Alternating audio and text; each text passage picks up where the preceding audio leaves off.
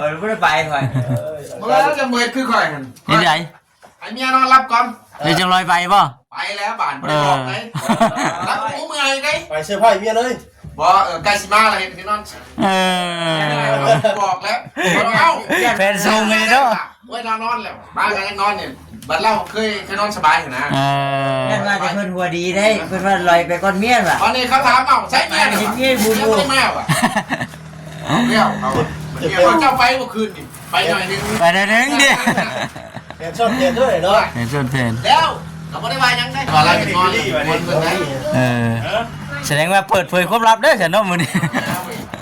อย่าพังไม่ได้ว่าสุดมือซ้อมบ่ว่าอย่างไทยไอ้ข้าวซอยเป็นที่แล้วไว้คนนี้เนาะ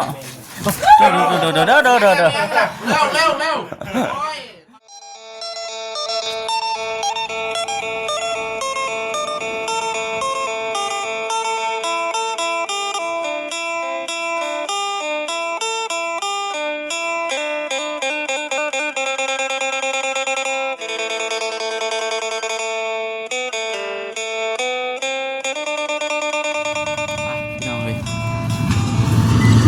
สบายดีเด้อพี่น้องเด้อน้องทักทายสบายดีพ่อแม่พี่น้องFCกันเบิดทุกคน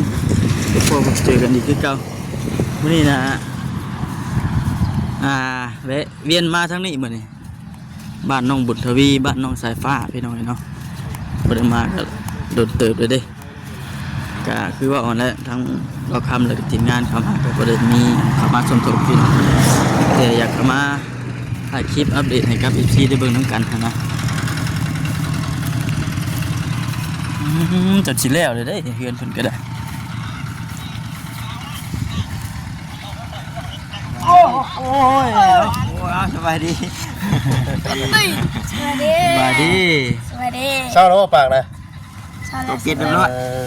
เดี๋ยวอมเลื่อยนี่นอนจมูกเต่งด้วยฮะจันดีฮะจันดีผมเลื่อยป่ะลอยมาโอ้จนดีดเหมือนเรานะตื่นป่ะตื่นเสด็จนะมันดีเสด็จไรคุปอ่ะนะเนาะเฮ้ยเรา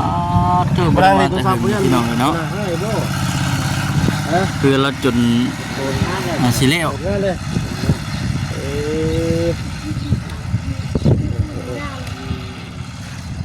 มาวันนี้ตื่นสิเลี้ยวมาถึงเนาะของนี้ได้ก็ของนี้กันป้าไปสิเด้อบ่ก็มีพูดเลยวะแม่ยังบ่พูดเลยตอนนี้มีงบบ่อันนี้ประตูใหญ่ด้วย3 คนนี่เนาะแม่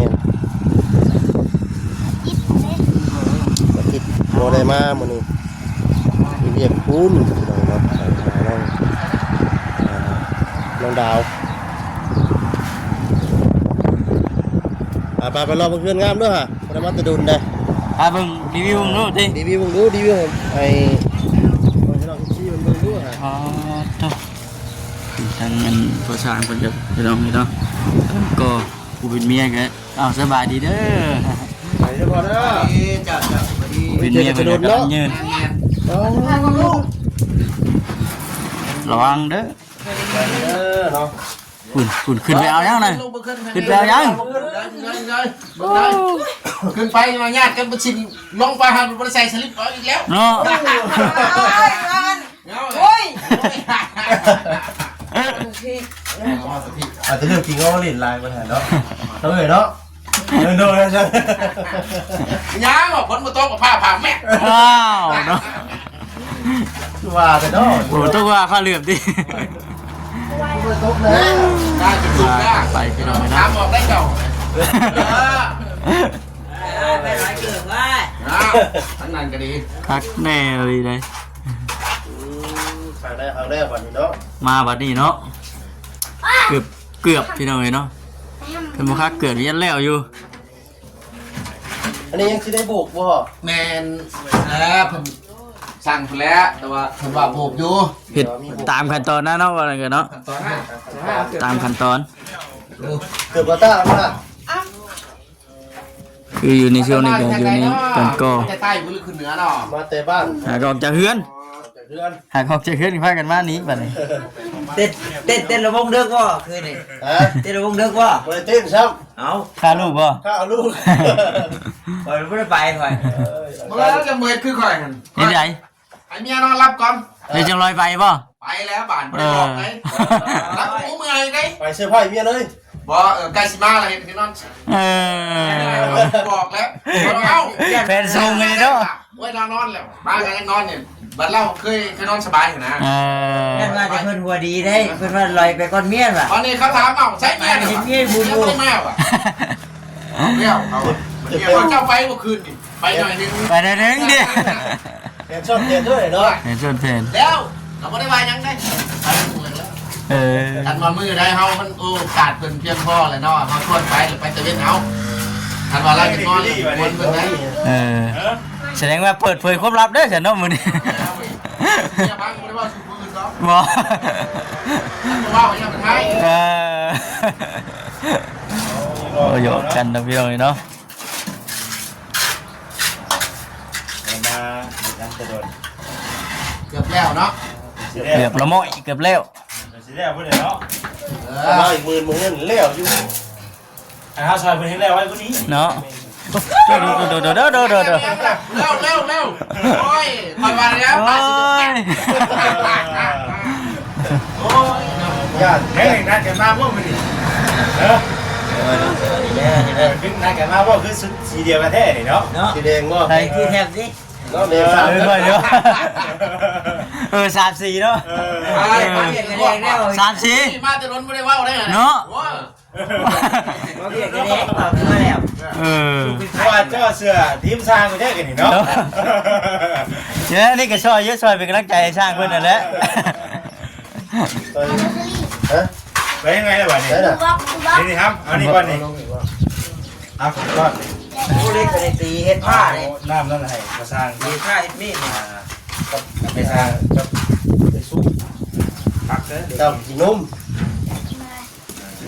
เนี่ยเอาไว้ก่อน ก่อนว่า ให้ประตูเรียบร้อยตัวนี้ก็ได้เนาะ เจนอนเรียบร้อยป่ะ ห้องเพิ่นนอนอยู่นี่ปะจ๊ะ นี่แล้ว นี่ป่ะ น้ำพอนี่แล้ว เออ แม่แม่โอ้ยเจ้าไม่ยั้งว่ะ นั่น โอ้ยมานั่งนอนกันแล้ว เออห้องนี่ก็เบิ่งนี่คือสิหากะเทคานเรียกมาเช้านี่มาจักเนาะพี่น้องเนาะสิขึ้นเบิ่ง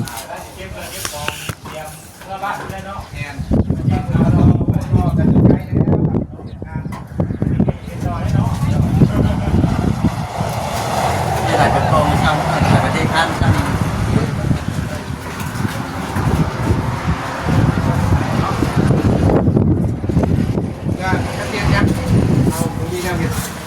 เพราะอะไรกับช่วงนี้ก็ตัวเขามีเวง่ายให้กันหรือว่าโอเคเนาะเห็นไปเรื่อยๆเนาะ ขอให้ว่ามันขาดคืนก็พอได้เงินซื้อข้าวซื้อน้ำกิน บ่ได้ใช้ซอยเนาะ แม่น เกี่ยวกับพื้นกับไผ่เห็นดิ มันกาแพงทุกอย่าง พ่อแล้วโบกด้วยพ่อบัตรนี่ มันว่าโบกเลยก็โบกเขายังบ่ทันได้ว่าคุณมาทางเขาครับคือว่าแล้ว2-3เทื่อคือว่าช่วงนึงครับที่ทางทีมงานหลายคนบอกว่าเขาบ่ไล่บ่ได้รับลบๆนี่พวกของมันกาจังว่าอะไรบุญเลิกแล้วหน่อยก็ดีมาก็ว่ามันแพง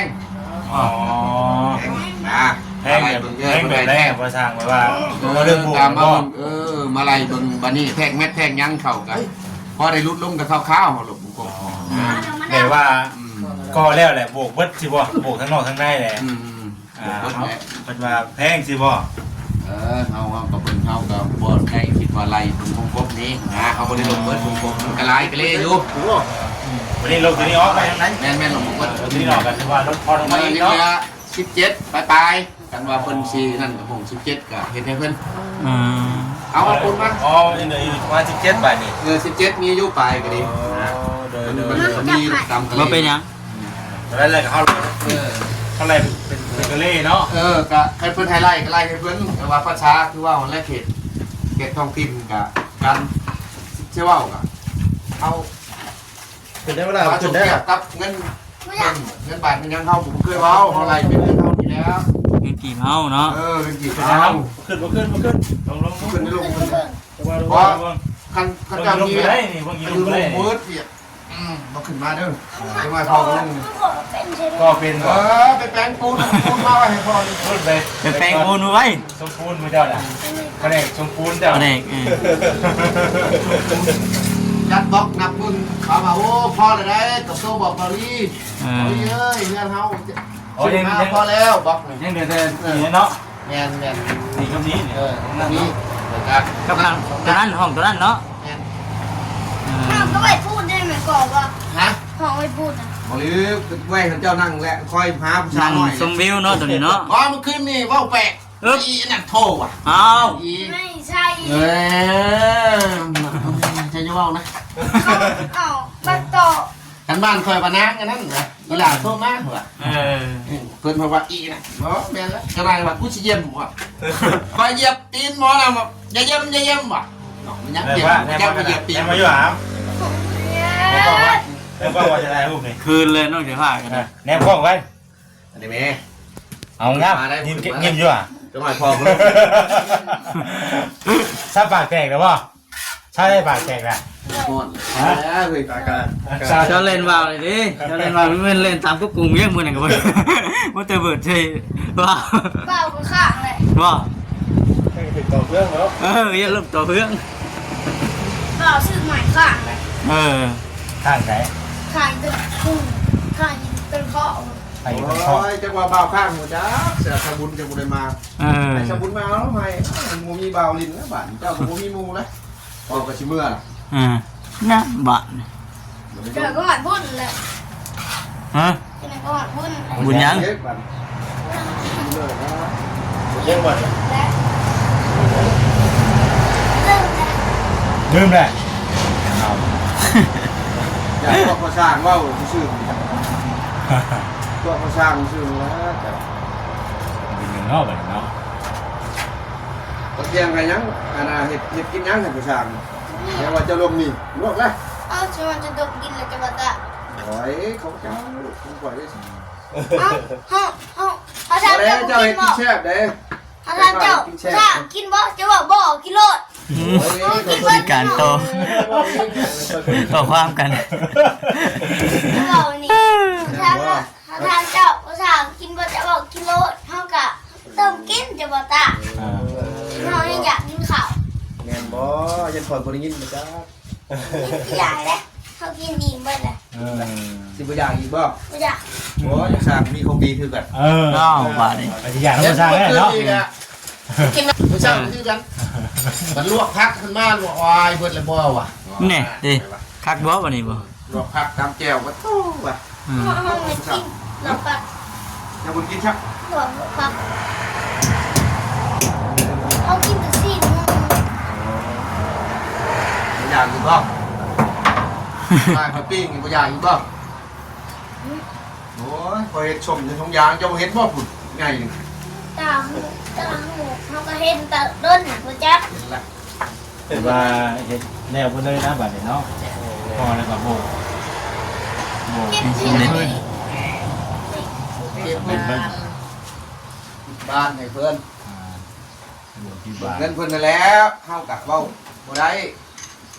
เฮ็ดจ้างเฮ็ดต่อ ตามงบแล้วเนาะ เบิ่งงบเพิ่นนะ อันนี้พระอ้ามาผิดลงมันอยู่ลงวิวล่ะบอกย่านมันบอกตกลงมานะย่านนั้นออกว่าก่อนยังไม่ได้ใจหรอกมันตาบ่เห็นเด้ตอนนี้มันจะตกเด้ แม่ ปุ๊ลงเพิ่นไงเนาะ หาบัตรเติมเงินคนนั้น คือบ่บอกบัดจะเบิดบัดได้บ่เงินเจ้ายังเจ้าก็บอกนี่ล่ะ เงินมีหาบัตรผีเนาะ โอ้ยโตผมมี5,000ผมซื้อให้เงินโล50เหลือซื้อน้ำอยู่ยังบ่ได้ตกอีกโอ้ยดีแล้ว เขาบริบุญตัวเขาบ่มีตัว ไม่ถึงบุญยังเนาะบ้านนี้น้องใช่ปะ ยังมีบุญก่อน มีอะไร บุญยังอีกก่อน ตัว บุญเจ้าเย็นบุญกี่ตัว บุญคิดตัวบ่ พวกข้าอยู่ซื้อให้คอยอยู่บุญเจ้า ไม่หุบเลยเนี่ย ไปไหนหน้าบ่นี่ครับ น้ ช้ใหม่ก็ได้บ่จะได้ใช้ใหม่ก็ได้น่ะ ก็ถามว่าเขาจุกแท้แล้วก็ตัวนี้ทำมันโบราณไปบ่โบราณเดียวกำลังคุณบอกแล้วผัดเดียวไปนกคุณวุ่นแหละ ดูคุณบึ้นเลยดิ คอยไปจูดให้บ่แป๊บเขาจะให้เบาซาลี่จูดอีกจังเลย จะจุดได้เอาแม่นอกซอยก็ติ้วเด้อ มาต้าเขาทำไมแล้วตื่นเสียงเขา จุดนี้เราเป็นเนาะ เอาบริมอดใส่เลยเหรอ เห็นแล้วกันส่วนภาคน่ะเอ้า เป็นคนก็ลูกละ ยังอีไพ่อีวอน่ะ นี่แหละ ว้ายไปเล่นได้เลยย่านป้า อันนี้เราสิเอาไปเจาะ ฉะนั้นมันไปซุปเขากับปลั๊กไฟนั่นเอาไปนำของไม้ไป นั่งมามา คือได้ยังไง โอ้ยอยู่โต๊ะอยู่ต่างหมดแล้วไป นอกคุณก็ได้ปะทางไหนมาดิ ใส่ ส่วนพักกับเฮ็ด เดี๋ เนาะ ยวพากันให้เจ้ากันเฮ็ดกินควายแงนดังแล้วก็ผู้พักแล้วก็หอม เออ เปียกอ๋อ โอ้นี่เด็ส่วนพักคนว่าสิเนาะ อ๋อจะโดนระเบิดตา เดี๋ยวแล้วอย่ามาเพื่อลูก เราเพลงเจ้าได้ยังไง เวร เพื่อน โอ้ เมื่อ ยัก น้องสภาพเป็นบ่ลูกเคยบ่ตาเป็นบ่ เห็นป่ะ เป็นบ่มีลูกสาวได้น่ะ นี่ลูกสาวได้ แล้วมีลูกสาวได้บ่ตาน่ะ ท่านกันได้ โอ้รันแล้วทางนี้นะเรือเด้อนี่ น้องบุญทวีแบงค์ไหนน่ะ ใจเขาทางกับพี่พวกนี้ไม่แบบขี่พวกเกียนนะ คือแล้วเป็นมากรถเนาะ บ้างรถ มากเลย มาอยู่หลังนี้เนาะ ใจ ไปออกจากนี่ไปไหนต่อ เราจะไปบ้านแล้วบ้าน ลำคาญจุดใจว่า คาน ไปบอกไปทำบ้านไปเนาะบอกคนทางดีๆเด้อมอบเราเด้อ ลูกพ่อไปยัง ลูกเขาพยา โอ้มอบแล้วหาผู้สาวเลยผู้สาวเลยเราลงน้ำจุดใจชื่อแล้วลำคาญกับจุดใจยังบอก แม่น ลำคาญกับจุดใจอีกโบโดนพี่น้องเลยเนาะมาบนข้างนอกเลย ลำคาญ นั่นนะพุงแล้ว ที่ข้ามเศร้าลูกพ่อ แม่เศร้าสองครับ ตอนรอบบ่ายเพิ่นบอกก่อนเนี่ยเดี๋ยวเอาทั้งนี้แรกก่อนได้เนาะโอ้ โอ้ย ว่าจะมีทางพ่อ อันนี้ตรงน้ำดิโอ้